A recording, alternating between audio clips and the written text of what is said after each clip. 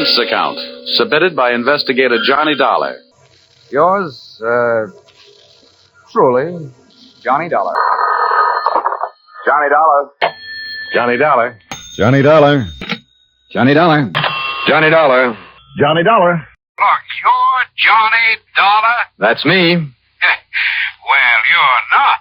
I'm not. Well, of course not. How stupid of me.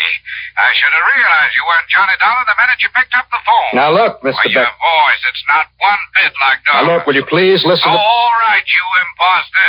You've succeeded in making a fool of me. This bird's off his rocker. But believe me, if I had time, I'd have you tracked down and arrested for impersonating him. Me? Yes. Impersonating? Yes. For impersonating Johnny Dollar.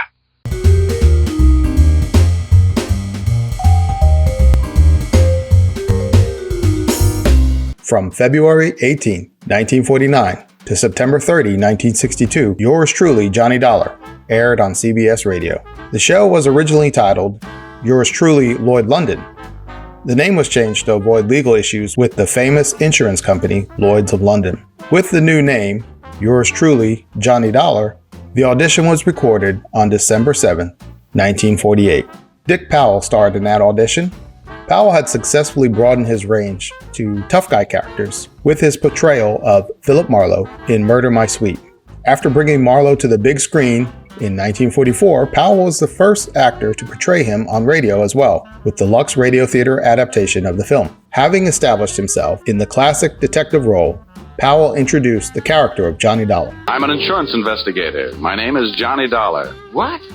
You heard me, Johnny Dollar, and I can pad an expense account with the best of them. He would pass on the role, opting to star in other shows like Richard Diamond, Private Detective. Charles Russell would assume the role of Johnny Dollar when the show premiered on February 18, 1949. In the show's most popular format, it would begin with Dollar being called by various insurance companies to sort out whatever that week's problem was. The show would continue with Johnny narrating and giving a running total of his expense account.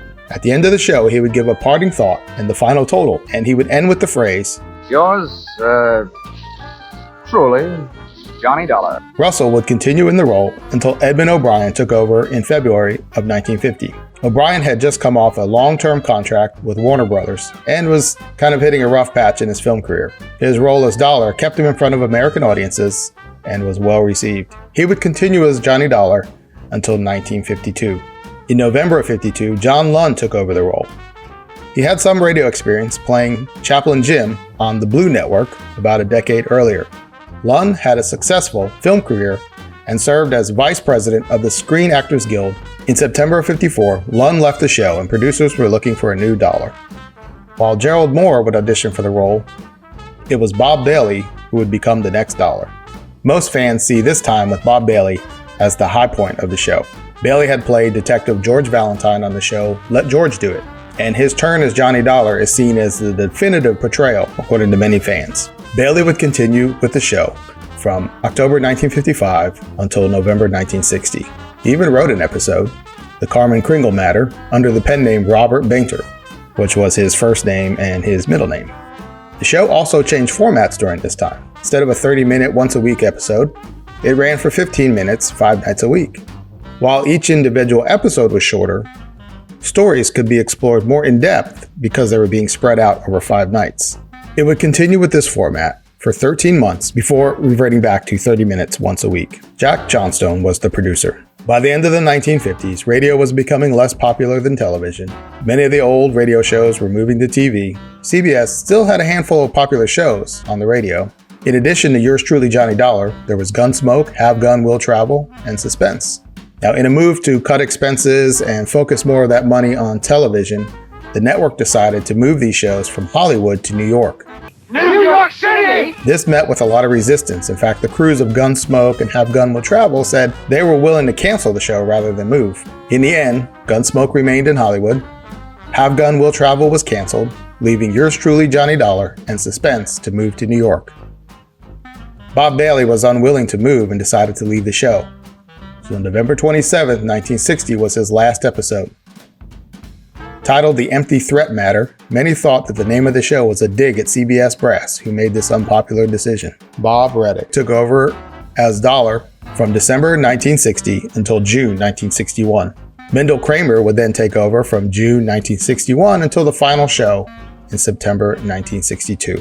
Now, there were a few unsuccessful attempts to create a Johnny Dollar television series, including one with Bob Bailey in 1958 and another that had Charles Russell retaking the role. In the end, as the song goes, video killed the radio star, and so on September 30th, 1962, the final episode, The Tip-Off Matter, was aired. It was followed immediately by the final episode of Suspense, thus closing the final chapter of the golden age of radio. Johnny Dollar, the insurance investigator with an action-packed expense account, had left his indelible mark on radio and remains a fan favorite even to this day. Yours, truly, Johnny Dollar. Yours, truly, Johnny Dollar. Yours, truly, Johnny Dollar. Yours truly, Johnny Dollar. Yours truly, Johnny Dollar. Yours truly, Johnny Dollar. Yours truly, Johnny Dollar. Yours truly, Johnny Dollar.